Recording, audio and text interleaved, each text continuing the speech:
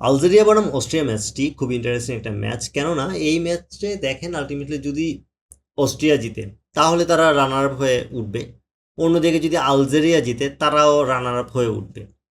আবার যদি দুই দল ড্র করে সেক্ষেত্রে যেটা হবে যে অস্ট্রিয়ার বর্তমানে পয়েন্ট হচ্ছে তারা 3 পয়েন্ট নিয়ে আছে, অন্যদিকে আলজেরিয়াও 3 পয়েন্ট নিয়ে আছে। দুই দলই আলটিমেটলি জর্দানের সাথে ম্যাচটা জিতেছে, দুই দলই আলটিমেটলি আর্জেন্টিনার সাথে হেরেছে।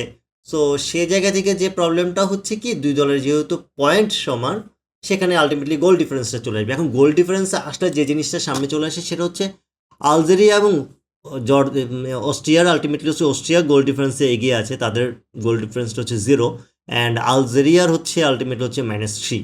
এখন এখানে ইন্টারেস্টিং ফ্যাক্টটা কোথায় বলি, ইন্টারেস্টিং ফ্যাক্টটা হচ্ছে এই গ্রুপ থেকে যারা 3 নম্বর দল হিসেবে উঠবে তারা আলটিমেটলি পরের রাউন্ডে যে তারা কম শক্তির দল পাবে, কম র্যাঙ্কিংয়ের দল পাবে, কিন্তু যে রানার আপ হয়ে উঠবে তার একটি স্ট্রং অপোনেন্ট পড়তে পারে। তো এই জায়গা থেকে আলটিমেটলি দুই দলই চাইবে যে 3 নম্বর দল হয়ে উঠতে, কেননা স্বাভাবিক ব্যাপার যে আপনি অবশ্যই নকআউট স্টেজে একটা ইজি দল চাইবেন, এবং সেটা আসলে চান্স খুব কম।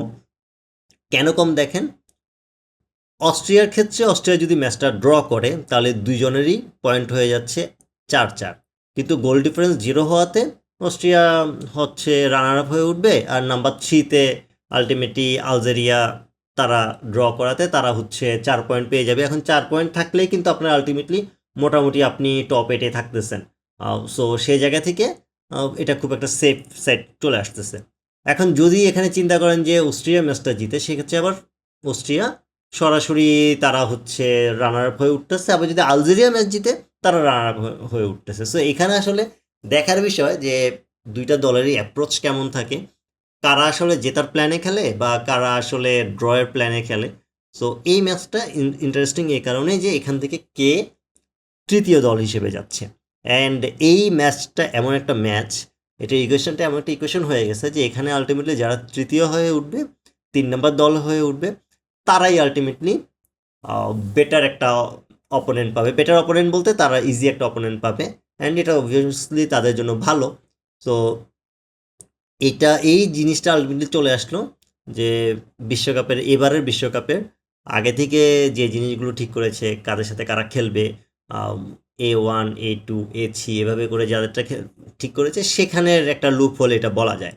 অ্যান্ড ম্যাচগুলো এমনভাবে ছিল যে আর্জেন্টিনা আলটিমেটলি আলজেরিয়া অস্ট্রিয়া দুইজনকে হারিয়েছে, আবার ওখান দিয়ে আলজেরিয়া অস্ট্রিয়া দুইজনই জর্দানের সাথে জিতেছে। সো আলটিমেটলি এই ম্যাচে চলে আসছে কারা হারবে তাদের দিকেই আলটিমেটলি ইজি একটা অপোনেন্ট পড়বে। এখন যদি মাঠের খেলায় চলে আসে, মাঠের খেলায় আমার কাছে মনে হয় অস্ট্রিয়া যথেষ্ট এগিয়ে থাকবে।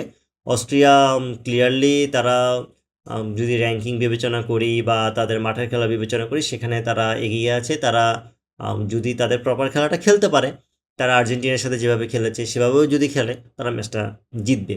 অন্যদিকে আলজেরিয়া পিছিয়ে আছে ঠিক, বাট বেশি পিছিয়ে আছে ব্যাপারটা এমন না। যদি তারা তাদের স্ট্রং জোনগুলোতে ফোকাস করতে পারে, তাদের গোলকিপারের কিপিংটা যদি ঠিক থাকতে পারে, সেক্ষেত্রে তাদের একটা হাই চান্স আছে। অ্যান্ড যদি আমি প্রেডিকশানে যাই, আমার কাছে মনে হয় এই ম্যাচটা শেষ পর্যন্ত ড্র হতে পারে, অথবা অস্ট্রিয়া ম্যাচটা 2-1 জিতে নিতে। আপনার মতে এই ম্যাচের প্রেডিকশন কী হবে অবশ্যই কমেন্ট করে জানাবেন। ভিডিওটি ভালো লাগলে লাইক, কমেন্ট, শেয়ার এবং সাবস্ক্রাইব করে পাশে থাকবেন। আল্লাহ হাফেজ।